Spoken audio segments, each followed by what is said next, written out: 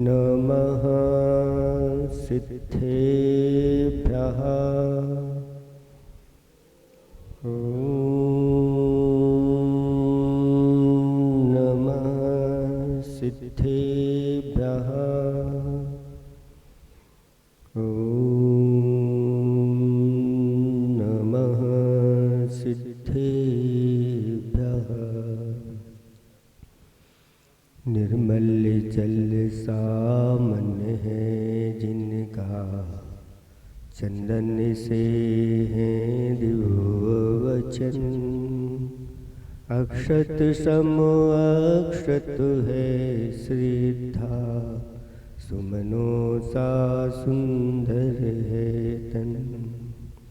नैवेद्य चरित्र जान है दीपक, बसु विधि करते धूप दहन। ध्यान सुफल है अर्घ समाधि, मुनिवर तुमको नित्य नमन। अनर्घ्य पद को पाने गुरुवर, मेरा अर्घ्य समर्पित है। एक जीवन क्या सौ सौ जीवन, गुरुवर तुम्हें समर्पित है। ऋषिवर तुम्हें समर्पित है। देवादिदेव 1008 आदि ब्रह्मा कैवल्य कमलापति श्री आदिनाथ भगवान की। देवादिदेव 1008 वर्तमान शासन नायक महावीर भगवान की। परम पूज्य 108 आचार्य प्रवर गुरुवर श्री विद्यासागर जी महामुनिराज की।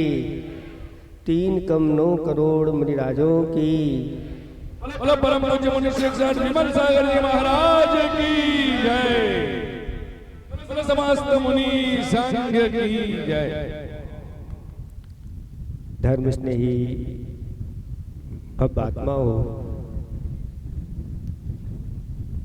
जैसे ही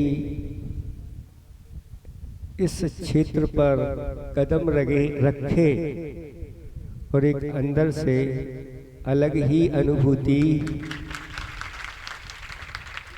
बड़ी प्रशस्तता है और ऐसा लग रहा है कि यह क्षेत्र पूरे बागड़, कहते हैं बागड़ ज़्यादा बड़ा नहीं है, लेकिन इन लोगों ने क्षेत्र बहुत बड़ा, इसलिए यह बागड़ पूरे भारतवर्ष में छोटा नहीं कहलाएगा, ये बहुत बड़ा कहलाएगा।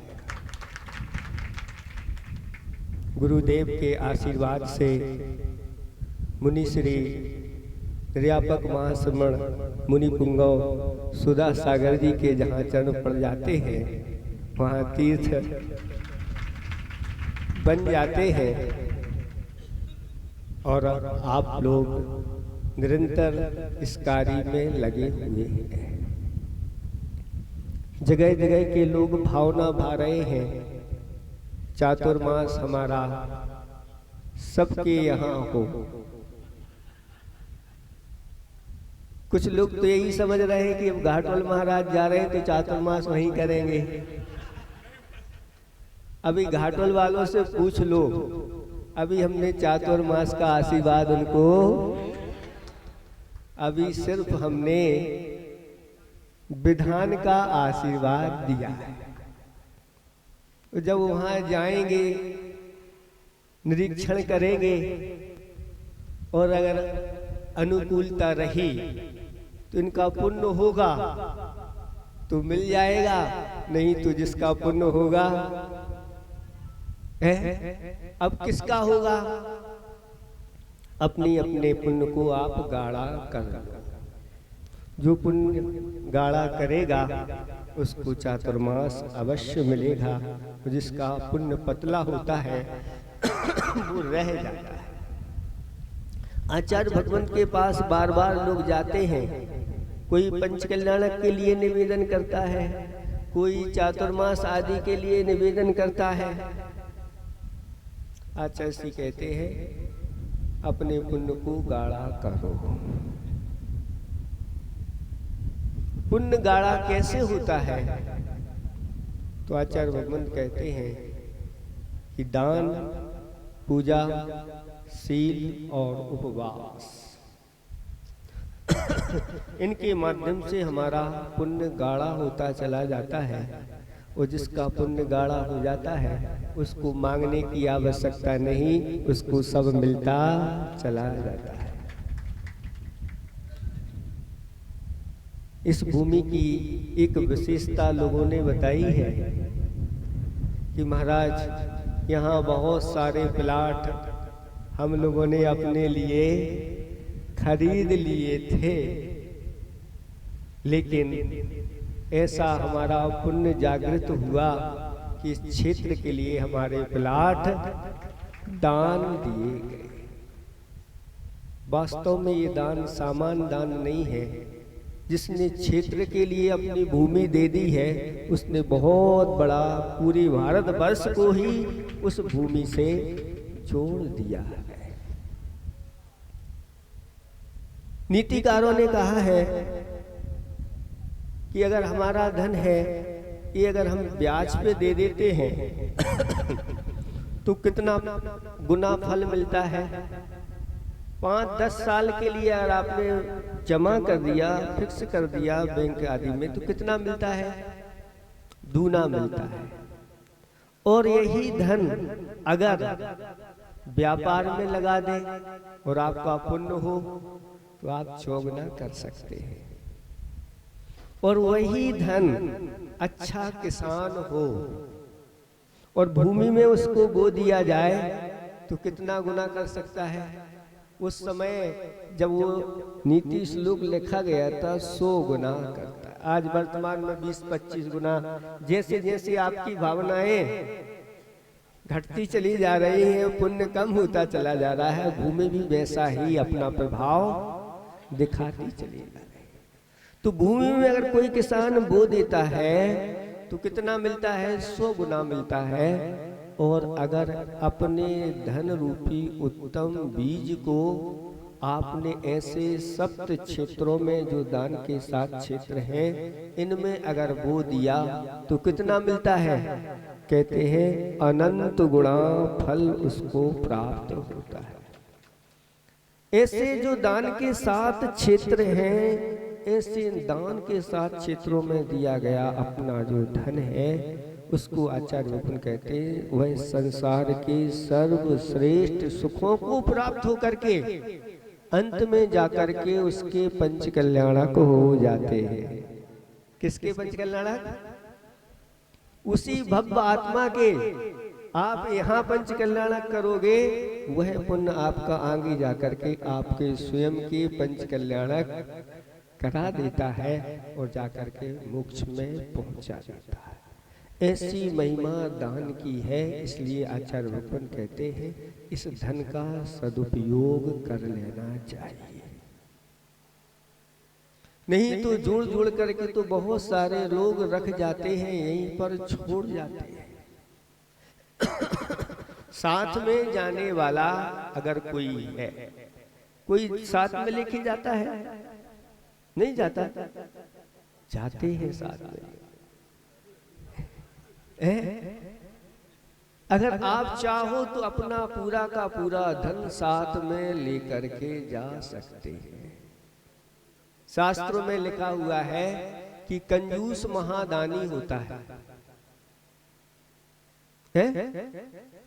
कंजूस यहीं पर सब कुछ छोड़ करके चला जाता है। और हम कहते हैं कि दानी सबसे बड़ा कंजूस होता है। वो कंजूस तो यहीं छोड़ जाता है, लेकिन ये दानी जो है अपने साथ में लेकर के जाता है। और जैसा यहाँ से जाता है उसके लिए उसका जो धन है क्रम क्रम से बढ़ता चला जाता है और गुरुत क्रम से वह फल देता है। यहाँ से स्वर्ग में जाता है तो स्वर्गों का वैभव मिलता है।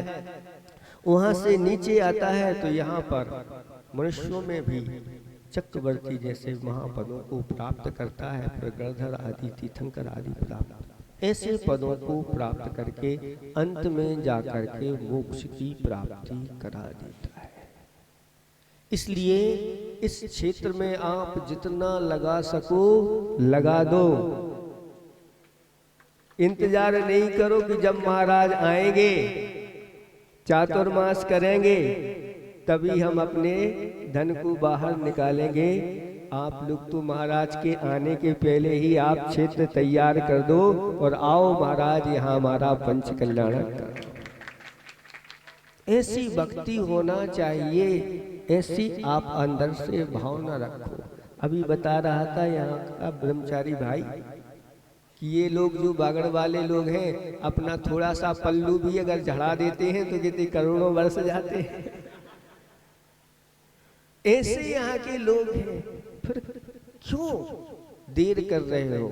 कोई कमी नहीं होना चाहिए। आप तो सौभाग्य अहोभाग्य, ऐसे क्षेत्र पर हमारा धन लग रहा है और वह कम नहीं होता कभी। जितना ऐसे क्षेत्रों में लगाते चले जाते हैं वृद्धि को प्राप्त होता चला जाता है।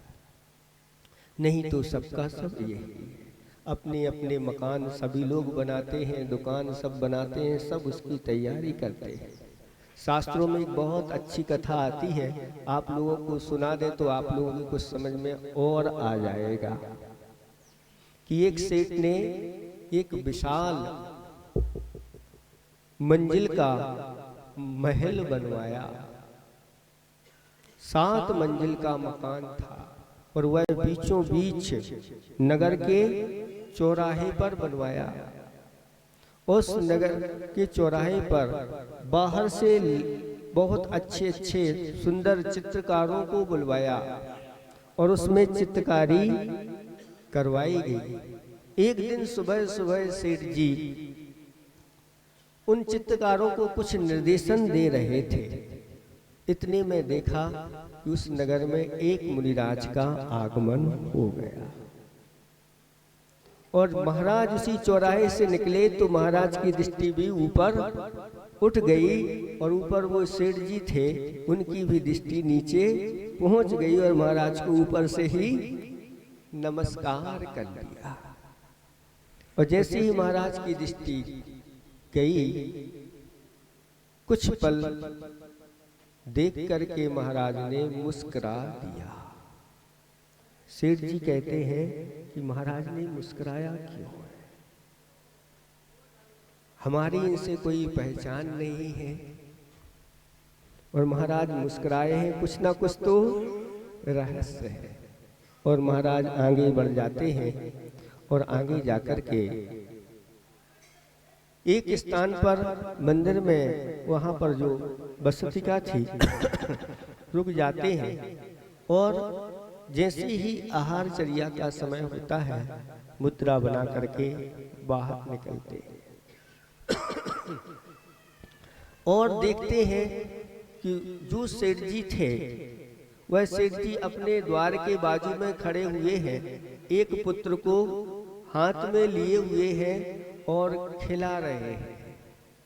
तभी उस पुत्र ने कुछ कर दिया, गीले गीले सेठ जी हो गए, फिर भी बड़े मुस्कान के साथ उसको प्रेम के साथ खिला रहे हैं। इस दृश्य को भी मुनिराज ने देख लिया और मुस्कुरा दिया। वहीं पर दूर सेठानी जो खड़ी थी अपने परिवार के साथ, उन्होंने उन मुनिराज का पड़गान कर लिया और अच्छी तरह से नवदा भक्ति के साथ आहार दान दिया।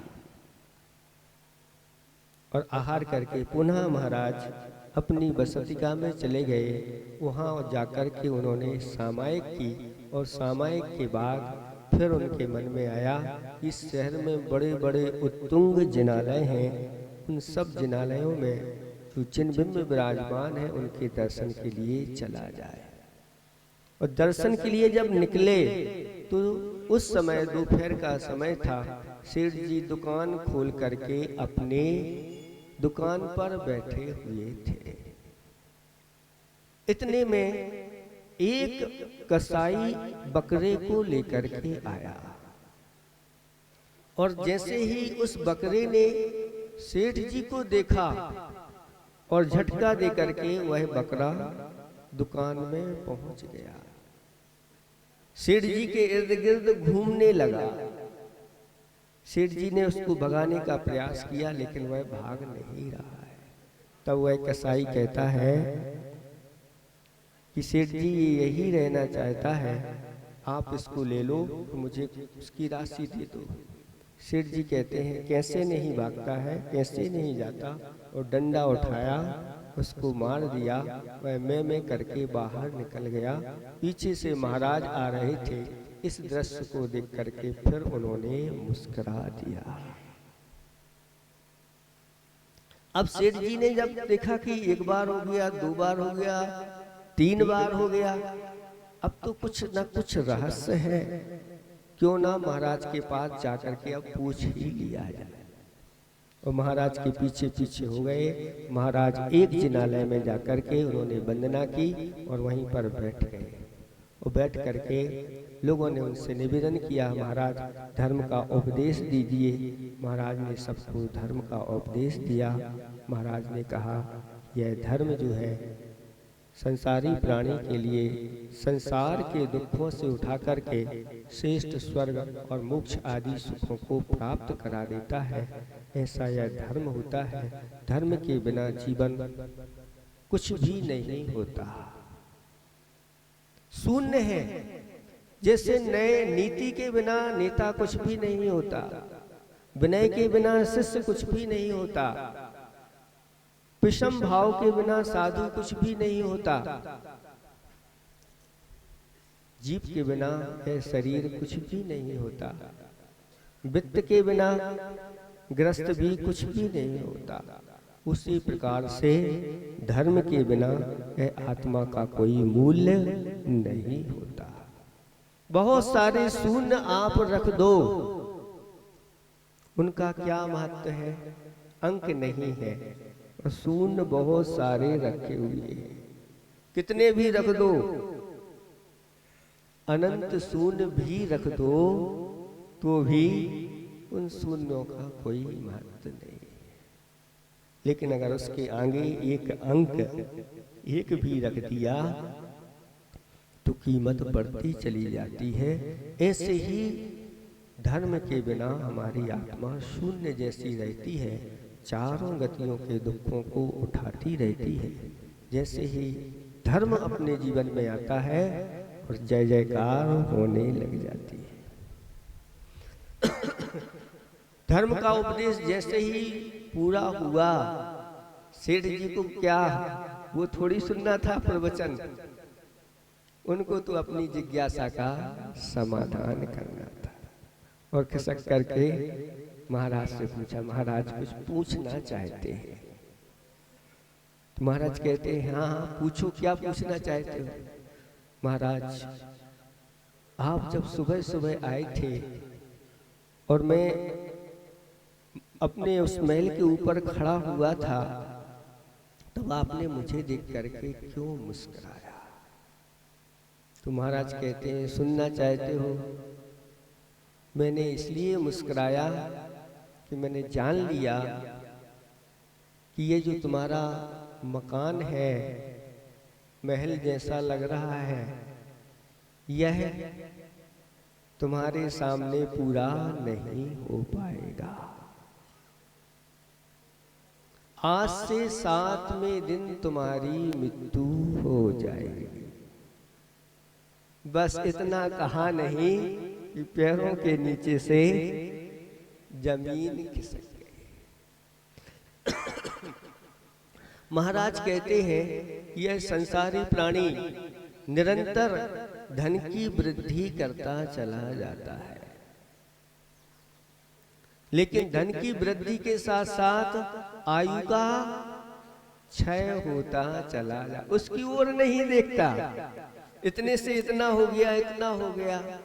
कोई मान लो 40 वर्ष में अपने धन को इकट्ठा करके जमा कर दिया 10 वर्ष के लिए, मान लो 50 लाख था और जमा कर दिया, तो 10 साल बाद कितना हो गया? 50 वर्ष में 1 करोड़ हो गया, फिर वो दूना हो गया 60 वर्ष में 2 करोड़ हो गया, 70 वर्ष में 4 हो गया, 80 में 8, 90 में और 100 में 110 में कहाँ महाराज, वो सब यही रखा रह जाएगा। बहुत सारा धन ऐसा लोगों का रखा हुआ है और वो चले गए।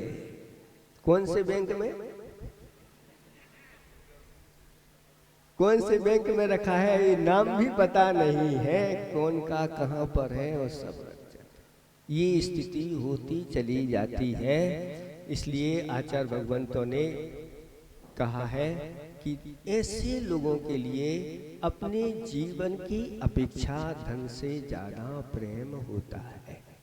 इसलिए धन्यवाद ऐसे धनवानों को। आचार्य जी ने इसका पद्यानुवाद किया। स्तोपदेश की कारिका आती है और अंत में लिखा कि ऐसे लोगों को जिनको जीवन से ज्यादा धन की चिंता रहती है और उसी की फिक्र में पूरा जीवन यूं ही गंवा देते हैं, ऐसे उन धनवानों को धन्यवाद है।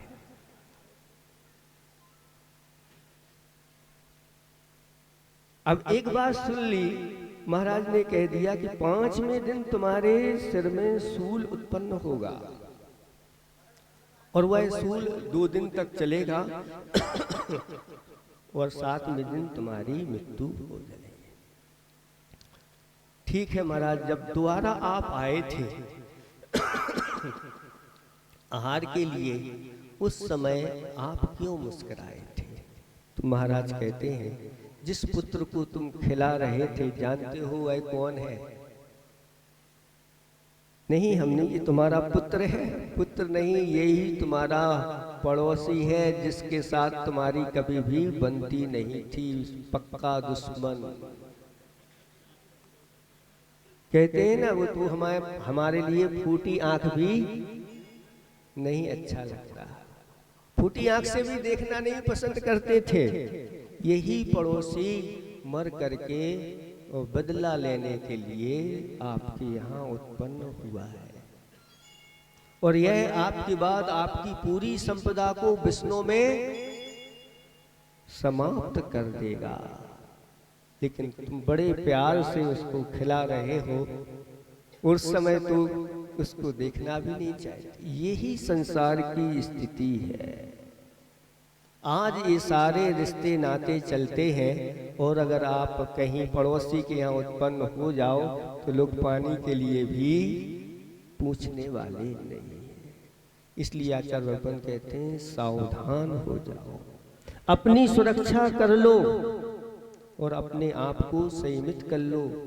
नियम संयम से आप लोग बंध जाओ, जिससे दुर्गति के पात्र नहीं हो।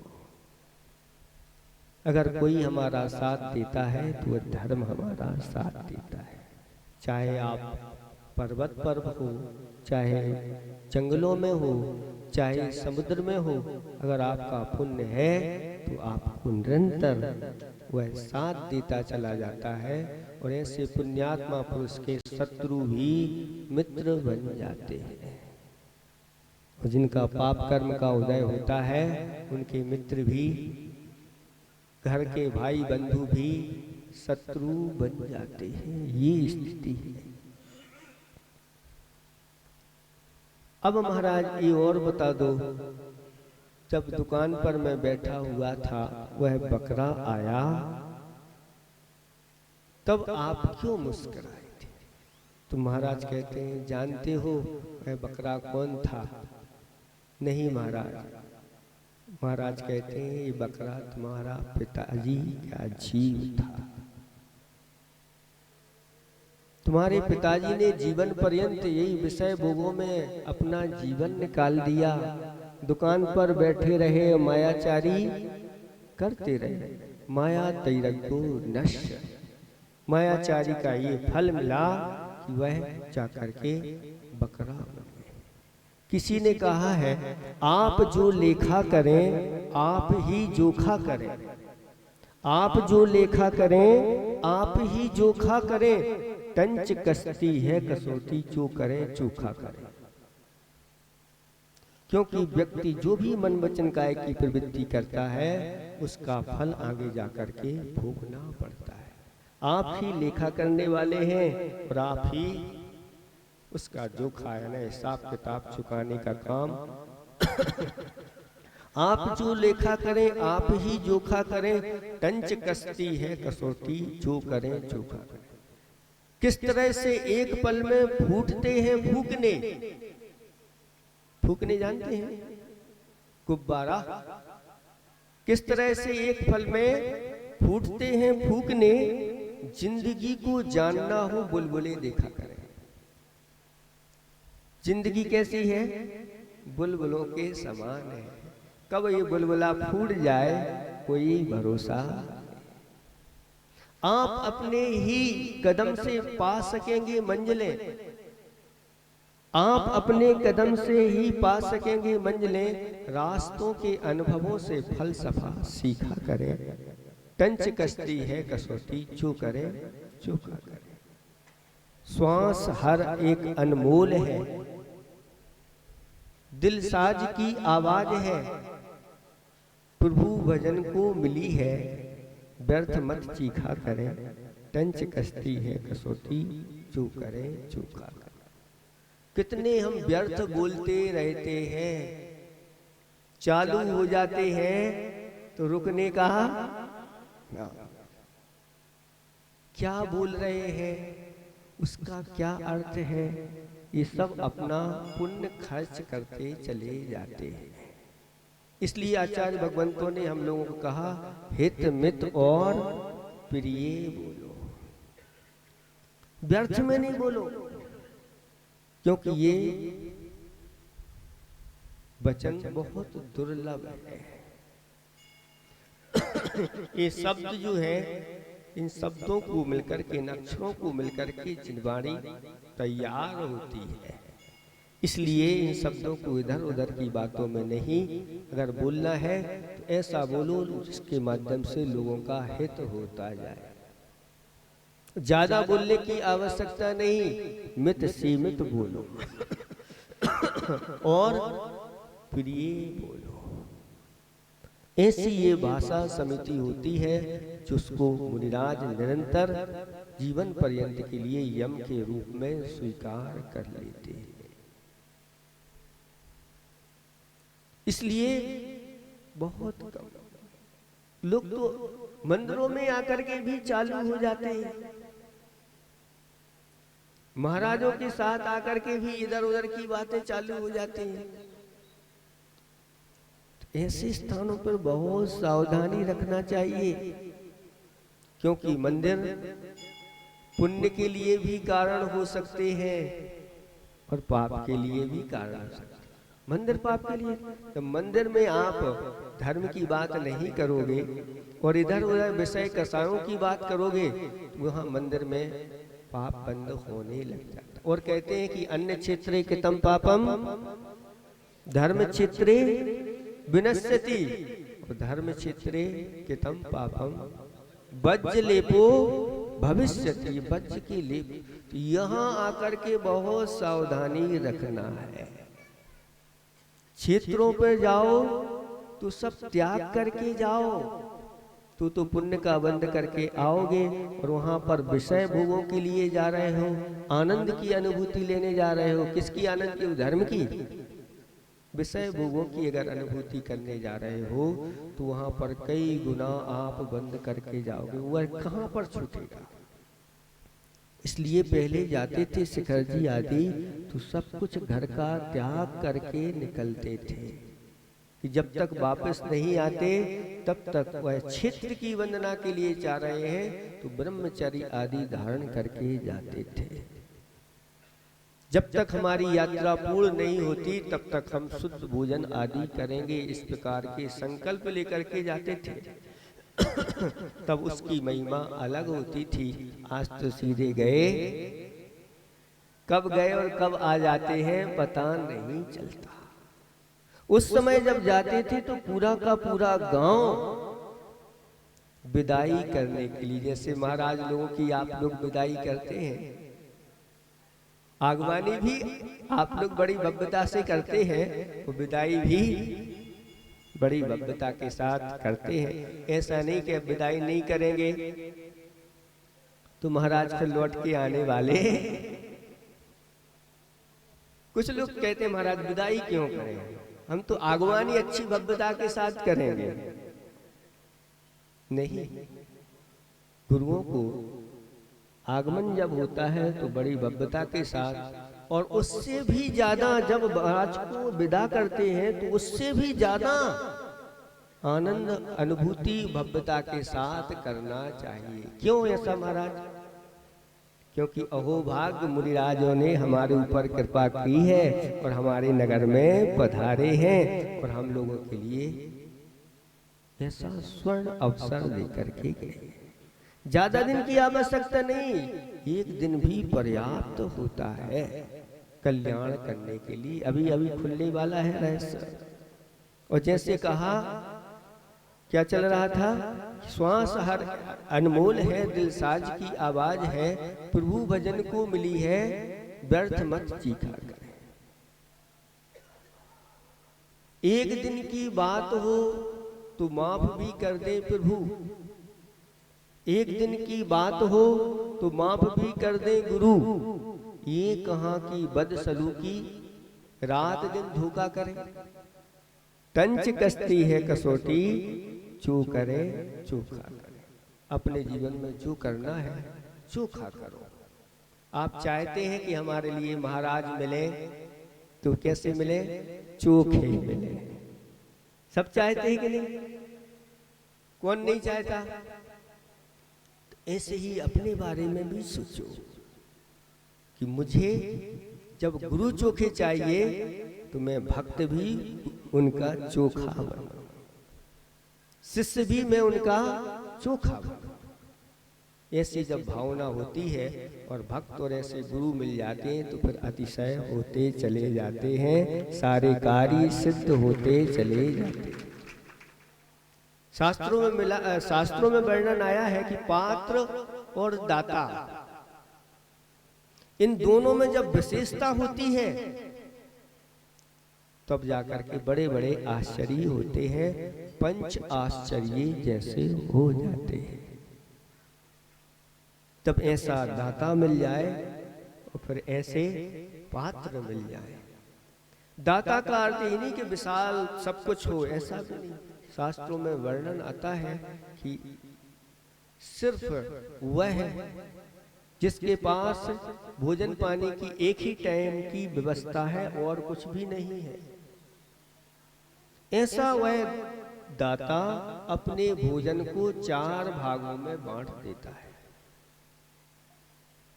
और एक अंतिम भाग जो है वह अतिथि के लिए निकाल करके रखता है। और सौभाग्य से अतिथि उसके यहाँ आ गए ऐसे मुनिराज। तो एक जो भाग 4 भाग कैसे की? तो पहली रोटी किसकी? गाय की। एक भाग उसने अपने लिए, एक भाग पत्नी का, दोनों पति पत्नी थे, और एक भाग अतिथि के लिए निकाल करके रखा। और मुनिराज आ गए और पहले अतिथि का जो हिस्सा था वो दे दिया, लेकिन वह अभी उससे पूर्ति नहीं हुई। मासूपवासी मुनिराज आए थे।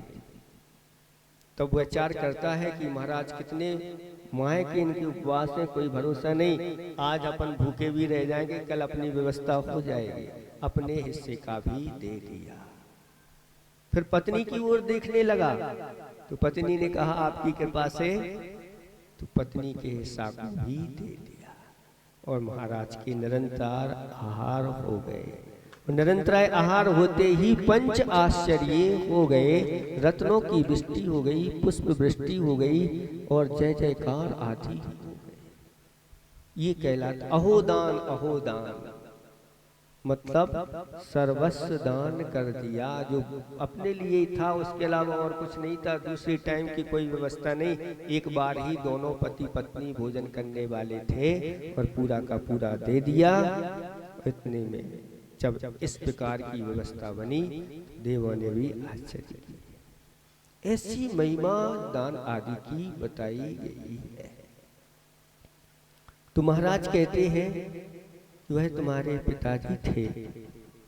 इतना कहा नहीं कि वह कहता है महाराज नमोस्तु में अभी आता हूं, और वहां से दौड़ता हुआ गया, उस कसाई के पास पहुंचा और कसाई से कहा, कसाई भाई वो बकरा कहाँ है, लाओ मुझे दे दो।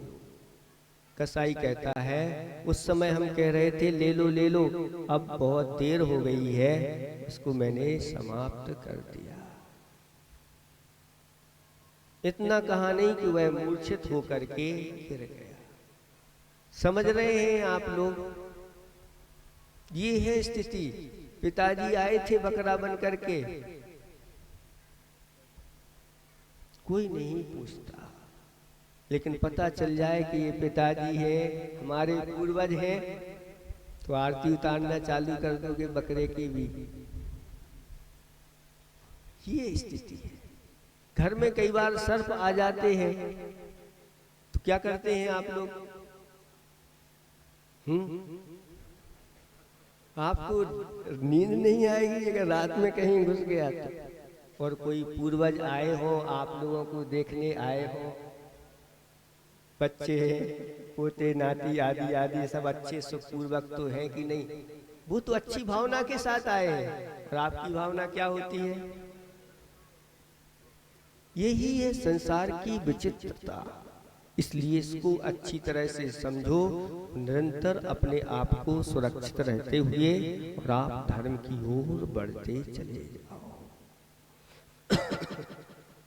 जैसे ही वह कुछ समय बाद होश में आया, और होश में आकर के पुनः उन्हीं महाराज के चरणों में पहुंच गया और कहता है महाराज आपने हमारी आंखें खोल दी, अब मुझे वापस घर नहीं जाना है, आप मुझ पर कृपा करो और आप मुझे धर्म का उपदेश दे करके और आप अपने जैसा मुझे बना लो। और महाराज ने धर्म का उपदेश दिया, 12 भावनाओं का जैसे ही उपदेश दिया, वैसे जी वैराग्य से ओतप्रोत हो गए और उन्हीं महाराज से दीक्षा लेकर के और पिच्छी कमंडल लेकर के संयम को धारण कर लिया। एक घड़ी आदि की भी आद, भैया साधु संगति हरे कोटि अपराध। जिसको अपना कल्याण करना है, साधु की थोड़ी सी भी संगति मिल जाती है, उतने में वह अपना काम कर लेता है। दीक्षा के साथ साथ निवेदन कर दिया कि महाराज आज से मैं जीवन पर्यंत के लिए चारों प्रकार के अन्न जल का त्याग करता हूं और समाधि धारण कर ली, क्योंकि पता है 7वें दिन मृत्यु होना है। आपको पता चल जाएगा कि 7वें दिन हमारी मृत्यु होना है तो अरे महाराज अब अभी तो 7वें दिन मृत्यु है, पहले खा लो पी लो अच्छे से ना, क्यों? अभी तो 6 दिन बाकी है ना, अच्छे से खा लो पी लो, जो कुछ करना है कर लो सब। इसके माध्यम से कल्याण होने वाला नहीं है। मौत का कोई भरोसा नहीं, 7 दिन हो 2 दिन हो 3 दिन हो, कब आ जाए, 3 चीजों का कभी भरोसा नहीं होता, कब आ जाए। कौन है वो? समय, मौत और ग्राहक। इसलिए आप लोग तो दुकान है ना, क्यों इतनी सुबह से क्यों बैठ गए, अभी तो कोई आता नहीं। महाराज ग्राहक का कोई भरोसा थोड़ी है। भले सुबह 7 बजे से रात के 9 बजे तक बैठे रहो, एक भी ग्राहक नहीं आए तो भी आप लोग बैठे रहते हैं, क्योंकि ग्राहक का कोई भरोसा ऐसे ही समझो मौत का भी कोई भरोसा नहीं है, इसलिए अपने जीवन को संयमित बनाना बहुत जरूरी है। और संयम के साथ अगर मौत आ जाए तो फिर चिंता की कोई बात नहीं है। कहते हैं कि निर्धनता ही धन है जिनका, निर्धनता ही धन है जिनका, मृत्यु जिनका जीवन है। निर्धनता को ही जो धन मानते हैं और मृत्यु को ही जो जीवन मानते हैं, वो कौन होते हैं?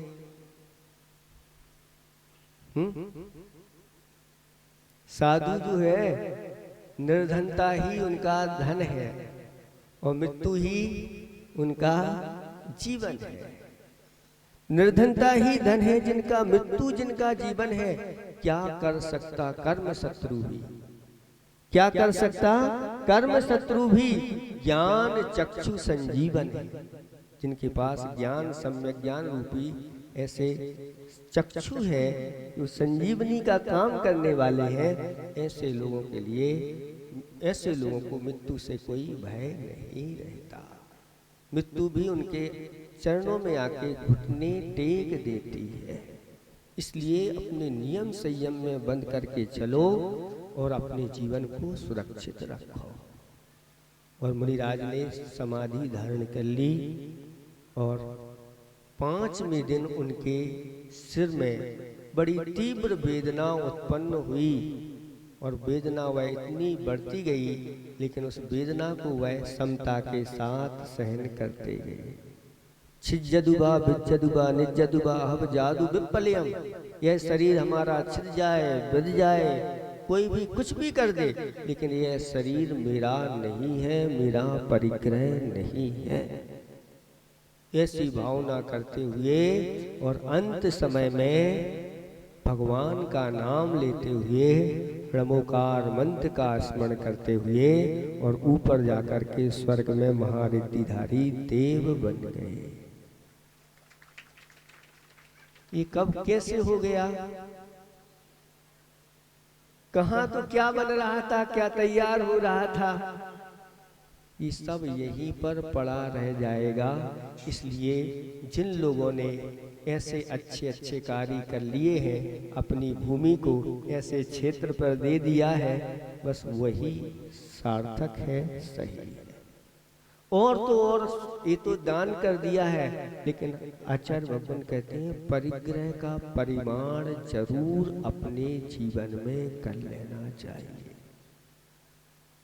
अगर अपनी सुरक्षा रखना है, दुर्गति में जाने से बचना है, तो परिग्रह का परिमाण अपने जीवन में जरूर कर लो। कितना चाहिए आपको, एक बना लो, लिमिट कर लो, अंतिम लिमिट आपकी होना चाहिए, तो भी आपका वह परिग्रह का परिमाण कहलाएगा। और परिग्रह का परिमाण नहीं है तो कोई भरोसा नहीं है, क्योंकि चाह बढ़ती चली जाती है, इसकी कोई अंत आने वाला नहीं है। लेकिन जिन्होंने अपने जीवन में परिग्रह का परिमाण कर लिया, वह 6 खंड का राज रख करके भी सदगति के पात्र हो जाते हैं। आपके पास कितना है? 1 खंड भी नहीं है। 1 खंड क्या भारतवर्ष भी आपका नहीं है, भारतवर्ष क्या पूरी खांडू कॉलोनी भी आपकी नहीं है, बांसवाड़ा भी आपका नहीं है, प्रतापपुर आपका है क्या, बागीदौरा कितना सा है आपके लिए?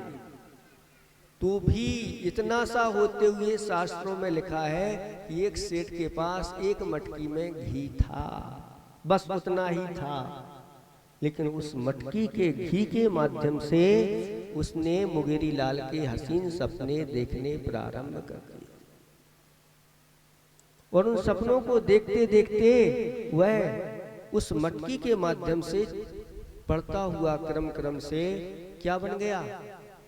चक्रवर्ती बन गया।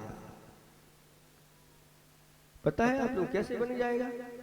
मटकी का घी बेचूंगा, इसके माध्यम से 1 गाय खरीदूंगा, 1 से 2 गाय होंगी, 2 से 4, 4 से 8, 8 से 16, 16 से 32, 32 से 64, 64 से 128, 256, 512, 1024 में गायों का स्वामी बनूंगा। फिर नगर का मुखिया बनूंगा। आदि आदि करते करते वह बढ़ता गया और स्वप्न में दिवा स्वप्न देख रहा था। रात ऐसे नहीं आंखें बंद करके सपने देख रहा था, आंखें खोल करके मटकी को देखते हुए वह स्वप्न देख रहा था और विचार करता है कि मैं जब चक्रवर्ती बन जाऊंगा पटरानी मेरे पैर दबा रही होगी और मैं कहूंगा तुझे पैर दबाना नहीं आता, और एक अपने पैर को उठा दिया और ठंडी का समय था, नीचे अग्नि जल रही थी और घास फूस की झोपड़ी थी और मटकी में पैर लगता है और मटकी उस अग्नि में जाकर के गिर जाती है और आग लग जाती है। उस आग में से बाहर वह सेठ नहीं निकल पाता और मर करके नरक में चला जाता है। ये कोई बनी बनाई कहानी नहीं है, ये यथार्थ सत्य कथा आगम की कथा है। इसलिए ये विचार मत करो कि हमारे पास तो बहुत थोड़ा सा है, हम थोड़ी नरक में जाएंगे। नरक में तो वो जाएंगे जिनके पास बहुत सारा है। अगर आपकी चाह बहुत लंबी चौड़ी है तो कोई भी जा सकता है, और एक के पास अगर मान लो बहुत कुछ भी है लेकिन उसने परिग्रह का परिमाण कर लिया तो उसकी सुरक्षा है। इसलिए समय बहुत हो गया, इतना ही हम पर्याप्त समझते हैं। इस सेठ की कथा आप सब सेठ लोग याद रखेंगे और ये किसी सेठ की नहीं, ये हम सब की कथा है। जीवन में ऐसी अनंतों बार कथाएं हमारी अगर कोई सुनाना चाहे तो ऐसी ही बनी हुई है। इन सब व्यथा को आप लोग छोड़ करके धर्म कथा की ओर आगे बढ़ें और पूरे वागड़ में ऐसी धर्म की वृद्धि हो। निरंतर लोग दान आदि तो करते हैं लेकिन अब कुछ संयम की ओर भी आगे बढ़े। अहिंसा परमो धर्म की। बोलो सत श्री शिरोमणि आचार्य